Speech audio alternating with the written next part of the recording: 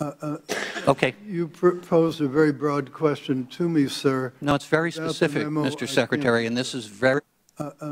Okay. You posed a very broad question to me, sir. No, it's very specific, Mr. Secretary, and this is very important. Sorry, I couldn't hear you. This is very specific and very important as to what you claim is your defense.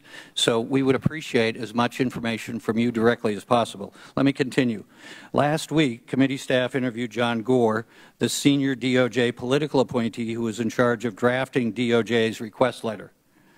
Mr. Gore said that in September 2017, he received a call from your counsel, Mr. Urthermeyer, to discuss the citizenship question. After the call, Mr. Urthermeyer hand-delivered a memo and a handwritten note about citizenship question to Mr. Gore's office. He didn't email it over. He had someone walk it over. Mr. Urthermeyer explained to Mr. Gore why he was walking over the memo, but the Justice Department blocked Mr. Gore from telling us, that's the committee, the reason why he walked it over. And Mr. Gore said he did not show the memo to anyone else at the Justice Department. Mr. Secretary, do you know that what Mr. Urthermeyer's memo and note said about the citizenship question? I do not know, sir, as I sit here. You keep your voice up. I do not know, as I sit here, what the Urthermeyer memo said. Did you direct him to do it? I don't know. He's your counsel. I'm sorry, sir.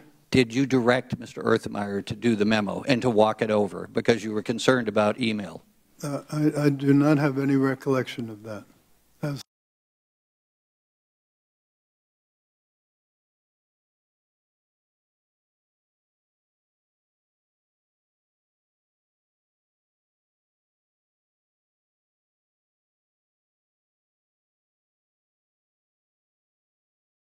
To conclude that you're at the very least obfuscating your role and what you said in front of this committee. So will you commit to giving it all to us and letting your counsel clear the way to get direct answers to our questions?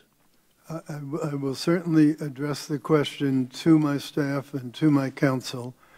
To the degree that this is involved in pending litigation, there may be problems. Mr. Secretary, with all due respect, you're a cabinet member.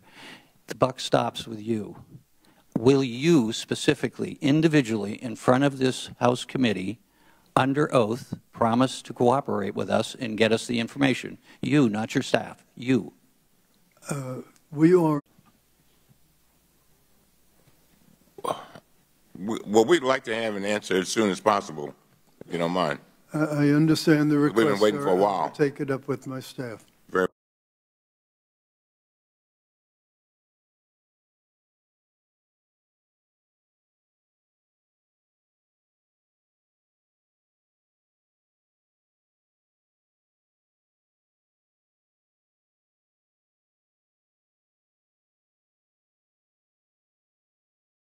time and time again that historically in this country, even under Democratic presidents, the census has asked the question whether you're a citizen or not.